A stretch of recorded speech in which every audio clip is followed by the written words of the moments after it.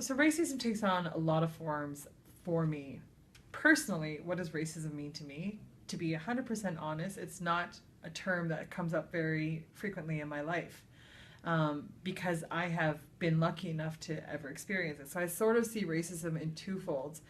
A, what's happening around me in my own sort of life, and then B, what you're reading in the news. And obviously, it's a much bigger issue. So, what do I think of racism in terms of things, the other events that are happening in the world?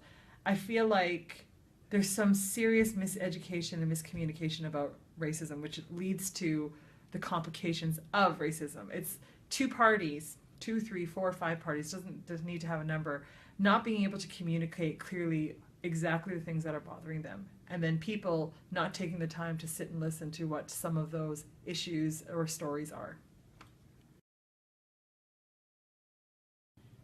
So I've never actually really experienced racism. Like growing up in Saskatoon, like, and especially where we were from, it's become quite diverse um, as we've grown older. I remember being aware that we were definitely a minority in elementary school. There weren't a lot of Asian families in our elementary school, and in my grade, there was probably only a small handful of us. But I've never felt racism. I felt different. I knew something was different in the way that my parents interacted with other people's parents, other children's parents. But in terms of like actual racism, any sort of bullying, any sort of negative comments, I've been lucky enough to actually have never experienced that before.